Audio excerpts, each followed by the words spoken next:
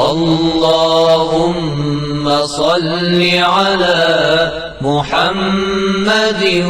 وآل محمد۔ بسم اللہ الرحمن الرحیم۔ ناظرین محترم، السلام علیکم ورحمۃ اللہ وبرکاتہ۔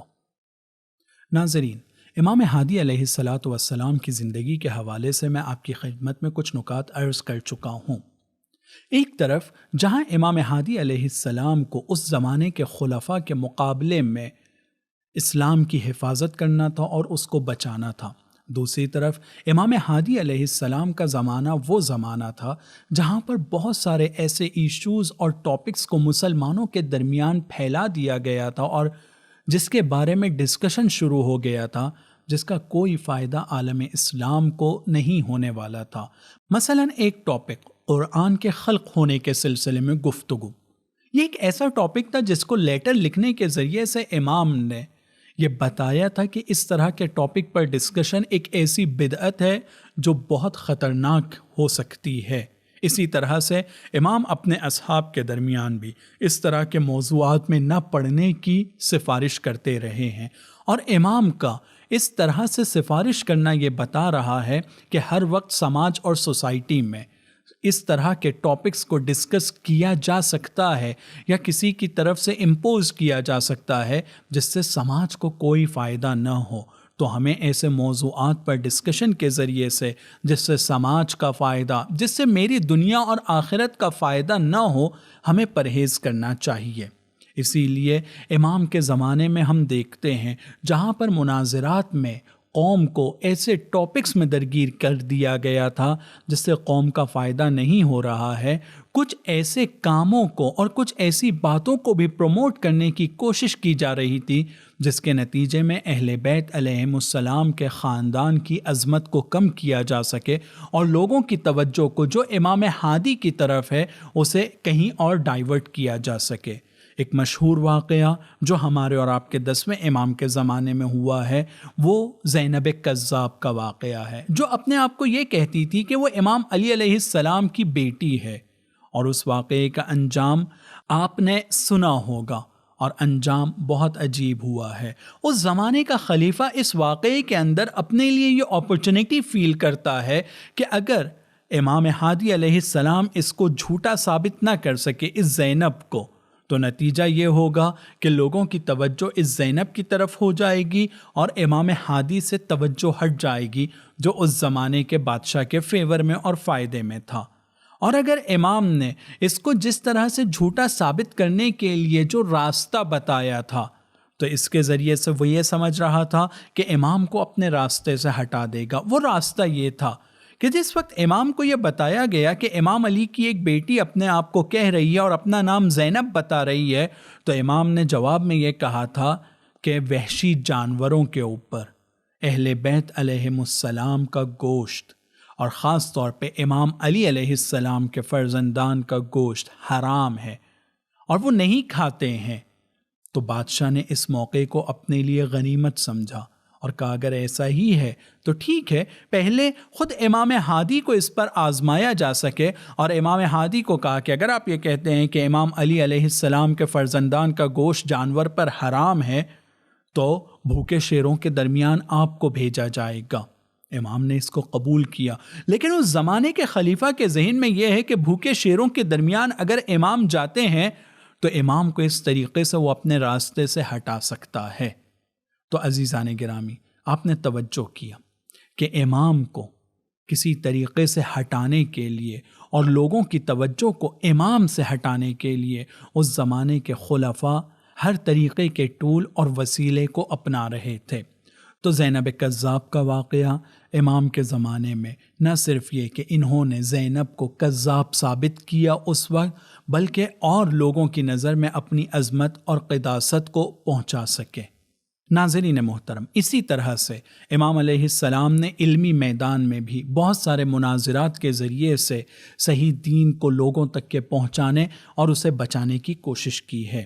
امام کی ان کوششوں کو کہ جو میں نے ذکر کیا، اس کے علاوہ اور ایک کوشش تھی، وہ سیٹ اپ جو چوتھے امام کے بعد سے اماموں نے اسٹیبلش کرنا شروع کیا تھا، 10ویں امام نے اسے نہ صرف خراسان، بغداد، سامرہ بلکہ اسے مصر تک کے پھیلایا ہے، اور اس سیٹ اپ کا نام ہے نمائندوں کا سیٹ اپ، وکالت کا سسٹم۔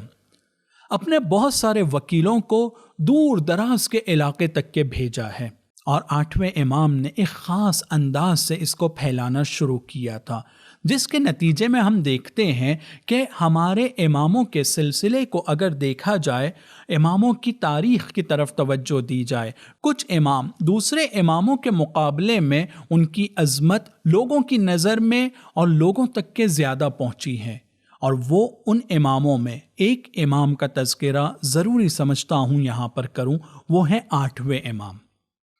8ویں امام کے بعد جتنے بھی امام آئے ہیں، چاہے وہ 9ویں امام ہو، 10ویں امام ہو، 11ویں امام ہو اور 12ویں امام، ان تمام اماموں کی ایک کنیت ہے ابن الرضا۔ آنے والے تمام اماموں کو ابن الرضا کے نام سے یاد کیا جاتا ہے، یعنی امام رضا علیہ السلام کے بعد سے جو امامت کا سلسلہ چلا ہے، اس میں امام رضا علیہ السلام کے زمانے میں ہوئے واقعات کا بہت بڑا اثر ہے، اور ان اثرات کو ہم بعد والے زمانے میں محسوس کر سکتے ہیں۔ اور اس کی ایک بڑی وجہ یہ ہے کہ امام رضا علیہ السلام نے اس ولایت عہدی کو جو قبول کیا تھا اپنے شرطوں کے ساتھ میں، اس سے بہترین فائدہ اٹھایا اور شیعت کو ایک نئے مقام تک کے پہنچایا ہے۔ لہٰذا 10ویں امام کہ جن کی ایک کنیت ابن الرضا ہے، انہوں نے اسی مقصد کو اور اسی راستے کو جس کی بنیاد امام رضا علیہ السلام نے رکھی تھی، ایک خاص انداز میں پھیلایا ہے۔ امام علیہ السلام کی سیرت کو مختلف انداز میں اور مختلف ٹاپکس پہ گفتگو کی جا سکتی ہے، مثلا ان کی عبادت کی سیرت، ان کی سخاوت کی سیرت، ان کے زہد و کرم کی سیرت، اور اس طرح کے دوسرے ٹاپکس۔ لیکن امام علیہ السلام کی زندگی کا ایک واقعہ میں بیان کرنا چاہتا ہوں تاکہ امام کے رابطے کو جو ان کے خدا کے ساتھ تھا، اسے میں کسی طرح سے واضح کر سکوں۔ ایک وہ شخص کہ جس کو خلیفہ متوکل نے اس بات کے لیے اپوائنٹ کیا تھا کہ وہ امام کو سامرہ تک لے کر آئے، اور جتنا ممکن ہو سکتا ہے راستے میں امام کے اوپر کڑی نظارت کرنے کے ساتھ ساتھ میں انہیں اذیت بھی کرے۔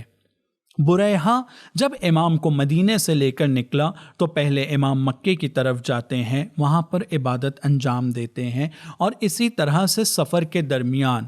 اس نے جتنا اس سے ممکن ہو سکتا تھا کوشش کیا کہ امام کو ستائے۔ ایک مرتبہ راستہ چلتے ہوئے امام سے کہتا ہے کہ سنو، اگر تم نے میری کوئی شکایت یا کوئی برائی خلیفہ سے کی تو تمہاری اولاد میں سے کوئی زندہ نہیں بچے گا، تمہارے جتنے نزدیکی ہیں سب کو چن چن کر میں ماروں گا، اور کسی کی جان کو امان نہیں ملے گی، اور اگر تم نے یہ کام کرنے کی غلطی کی تو تمہاری جتنی جائیداد یا تمہارے چاہنے والوں کی جتنی چیزیں ہیں اسے بھی میں جلا کر خاک بنا دوں گا۔ امام ایک مرتبہ بریحہ کی طرف دیکھتے ہیں اور کہتے ہیں کہ جب میرے ساتھ میرا خدا ہے اور میں تیری شکایت اس سے کر سکتا ہوں کہ جو کل رات میں کر چکا ہوں،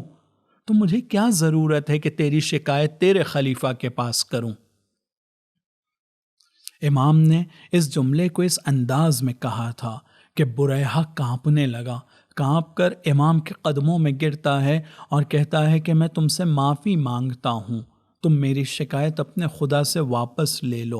اور مجھے بخش دو۔ امام نے اسے جواب میں کہا، جا، میں نے تجھ کو بخش دیا۔ عزیزو، اس واقعے کے ذریعے سے امام کی ایک سیرت اور ایک نقطہ آپ کی خدمت میں ذکر کرنا چاہتا ہوں، اور وہ یہ کہ جس کے ساتھ اس کا خدا ہو، دنیا کی طاقت کی طرف اسے متوجہ ہونے کی ضرورت نہیں ہے۔ نہ دنیا کی طاقت سے ڈرنا ہے اور نہ دنیا کی طاقت کو یہ سمجھنا ہے کہ یہ ہماری مشکلات کو دور کریں گے، چونکہ ہمارے ساتھ خدا ہے۔ اور امام نے اس جملے کے ذریعے سے ہم کو یہ سبق دیا ہے کہ سب سے بڑی طاقت اور ایکچول طاقت، حقیقی طاقت صرف اور صرف خدا کی ذات ہے۔ ہمیں اپنی مشکلات میں اس کی طرف مراجعہ کرنا ہے اور اسی کی طرف پلٹ کر دیکھنا ہے۔ اسی طرح سے ہم امام کی زندگی میں اور کچھ چیزوں کی طرف متوجہ ہو سکتے ہیں۔ ہم سب نے اس زیارت کا نام سنا ہے جسے زیارت جامع کبیرہ کہتے ہیں۔ زیارت جامع کبیرہ، اس زیارت کو کہا جا سکتا ہے کہ امامت شناسی کا ایک بہت اہم چیپٹر ہے اور بہت ہی کمپریہنسو اس کے اندر مٹیریل ہے امامت کو سمجھنے کے لیے، جو امام نے ہمارے لیے ارشاد فرمایا ہے، ہمیں اس سے فائدہ اٹھانا چاہیے۔ اور امام کی زیارت جامع کبیرہ جیسی زیارت پوری امامت کے سلسلے کو اگر اٹھا کر دیکھیں تو اس سے کمپریہنسو دوسری کوئی زیارت ہمیں نہیں ملتی ہے۔ امام نے اس زیارت کو اس دور میں ارشاد فرمایا ہے جس دور میں امامت کے سلسلے کے اوپر بہت کڑی نگرانی کی جا رہی ہے اور اس سلسلے کو ختم کرنے کی کوششیں شروع کی جا چکی ہیں۔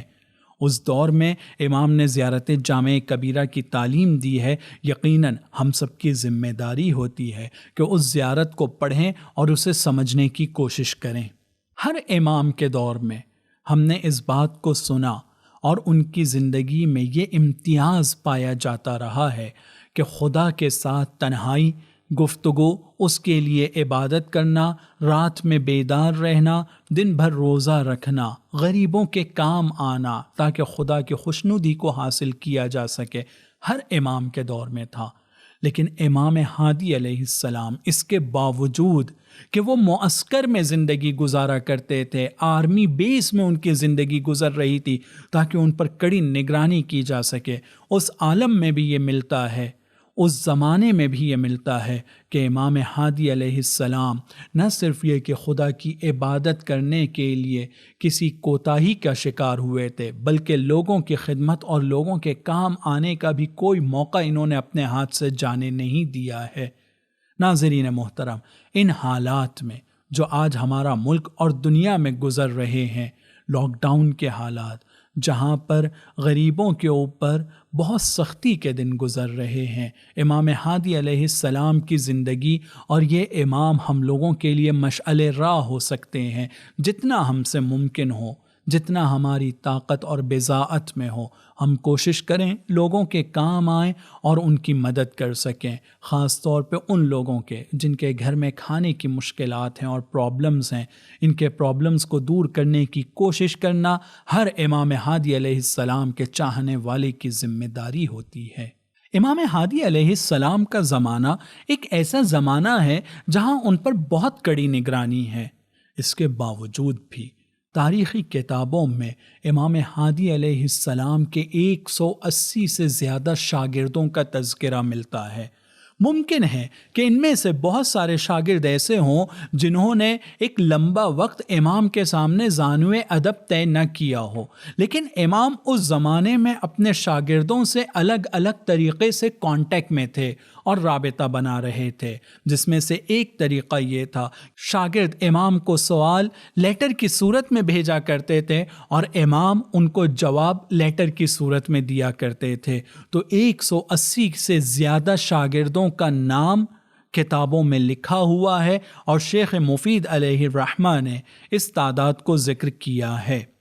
امام ہادی علیہ السلام کے زمانے میں ایک پرابلم جو دوسرے اماموں کے زمانے میں بھی پایا جا رہا تھا، لیکن امام ہادی کے زمانے میں یہ پرابلم کہا جا سکتا ہے کہ اب تک کے دوسرے اماموں کے کمپیریزن میں زیادہ تھا، اور وہ یہ کہ غلو کرنے والے حضرات۔ اس زمانے میں کچھ ایسے لوگ پائے جاتے تھے جو اماموں کی فضیلت کے لیے غلو کا شکار ہو چکے تھے، لہٰذا 10ویں امام غالیان کے مقابلے میں ایک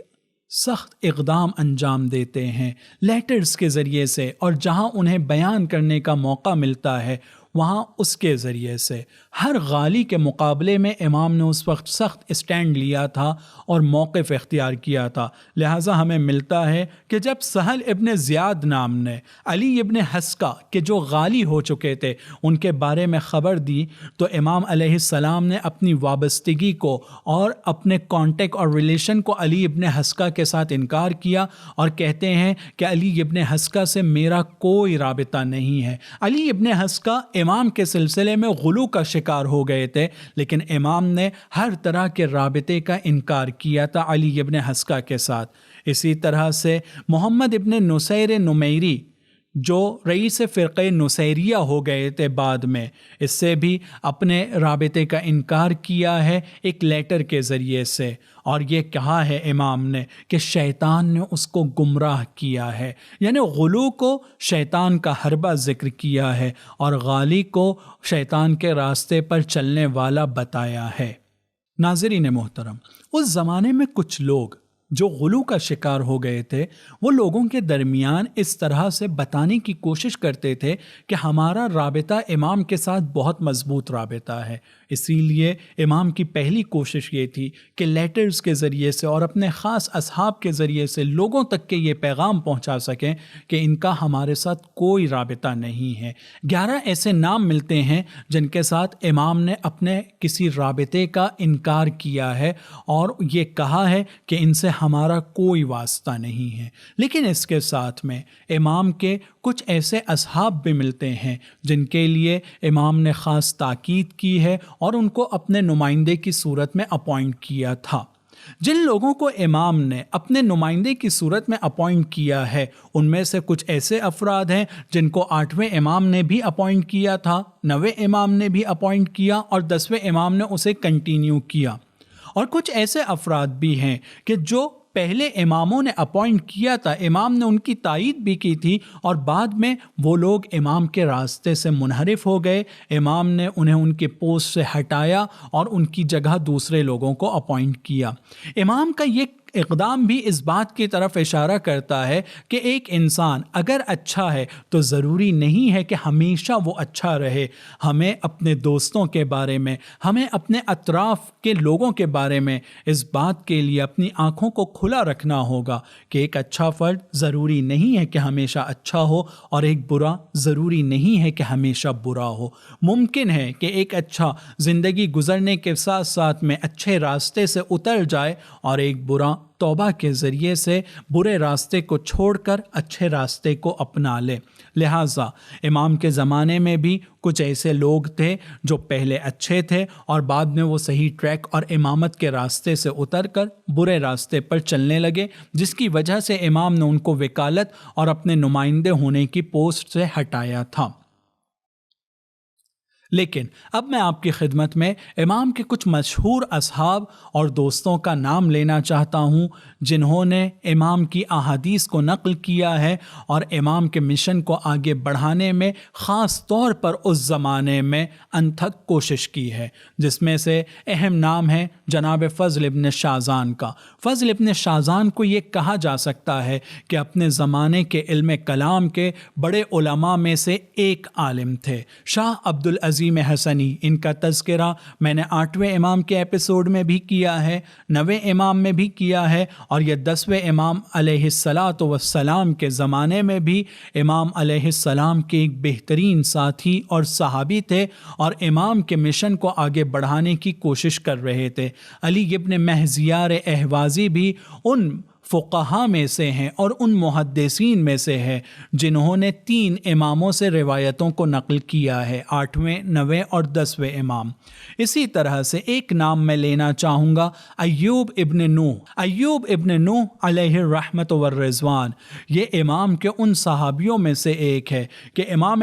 ہادی علیہ السلام نے یہ ذکر کیا تھا اپنے ساتھیوں کے درمیان بیٹھ کر کہ اگر تم یہ چاہتے ہو کہ جنت میں جانے والے شخص کی زیارت کرو تو ایوب ابن نوح کے چہرے کی زیارت کرو، یہ جنتی ہے۔ تو عزیزان گرامی، اور کچھ شاگرد جن میں سے اہم شاگرد اور اہم ساتھی اور اہم نمائندے جو 10ویں امام کے بھی نمائندے تھے، 11ویں امام کے بھی نمائندے تھے اور 12ویں امام کے پہلے نائب خاص تھے، ان کا نام لینا بھی ضروری سمجھتا ہوں۔ جناب عثمان ابن سعید، یہ ایک بہت بڑی ہستی ہیں جنہوں نے ان تینوں امام کی نمائندگی کے فرض کو انجام دیا ہے۔ نہ صرف اسلام کی بقا بلکہ تشیع کو پھیلانے کی بھی اہم ذمہ داری جناب عثمان ابن سعید نے انجام دی ہے۔ ناظرین محترم،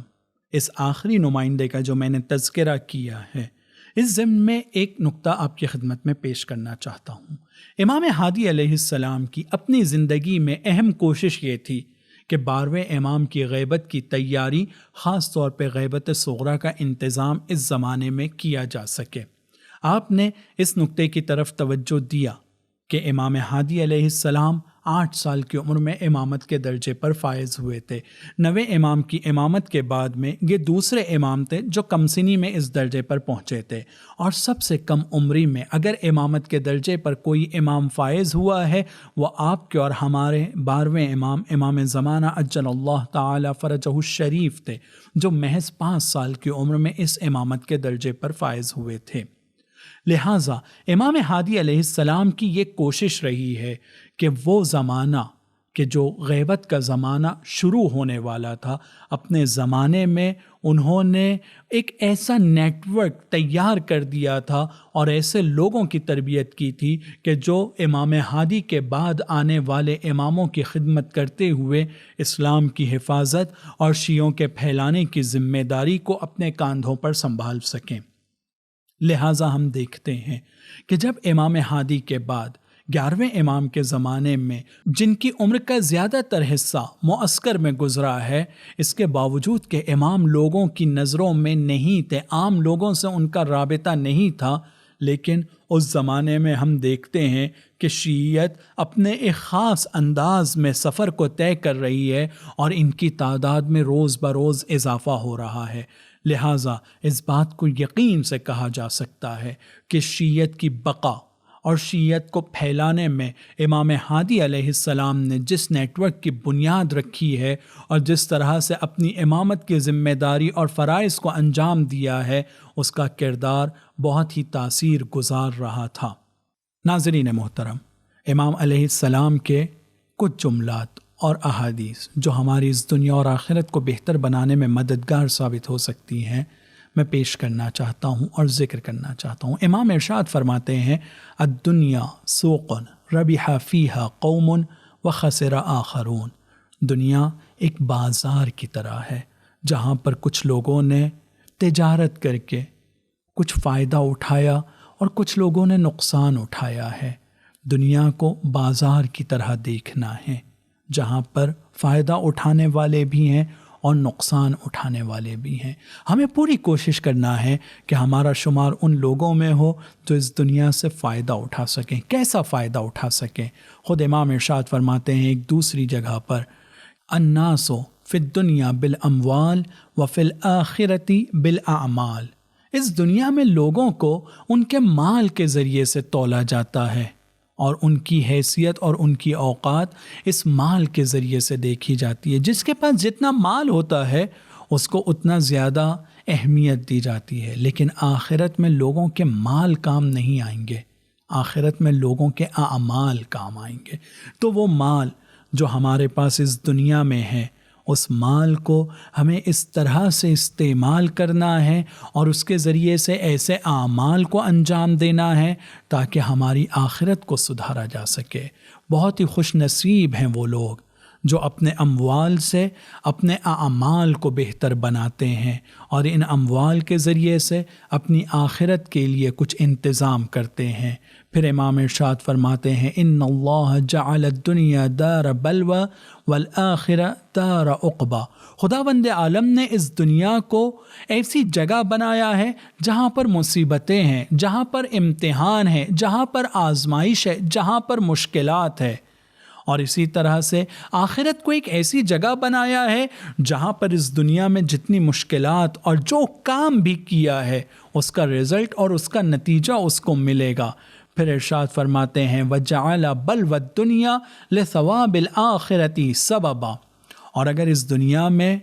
انسان کے اوپر مصیبت آتی ہے، آزمائش آتی ہے، اس کا امتحان ہوتا ہے، تو اس کا نتیجہ اسے آخرت میں ثواب کی صورت میں ملے گا۔ کتنے خوش نصیب ہوں گے وہ لوگ جو اس دنیا میں مصیبت کو برداشت کر کے آخرت میں ثواب لیں، اور کتنے بد نصیب ہوں گے وہ کہ جو اس دنیا میں مصیبت اور مشکلات کو تو برداشت کریں اور آخرت میں اس کے بدلے میں ثواب بھی حاصل نہ کر سکے۔ خدا سے دعا ہے کہ خدا ہمیں ان لوگوں میں شمار کرے جو اس دنیا میں فائدہ اٹھانے کے ساتھ ساتھ میں آخرت میں سعادت کو حاصل کر سکیں اور بڑی منزل تک کے پہنچ سکیں، امام علیہ السلام کے جوار میں ان کو جگہ مل سکے۔ بس اسی کے ساتھ میں اپنی بات کو تمام کرتا ہوں اور اس بات کی دعا کرتا ہوں کہ خدایا ہم سب کو جوار معصومین علیہم السلام میں جگہ عنایت فرمانا اور ہماری عاقبت کو بخیر کرنا۔ وآخر دعوانا ان الحمد للہ رب العالمین۔ سبیل میڈیا، قرآن و اہل بیت کا راستہ، کامیابی کا راستہ۔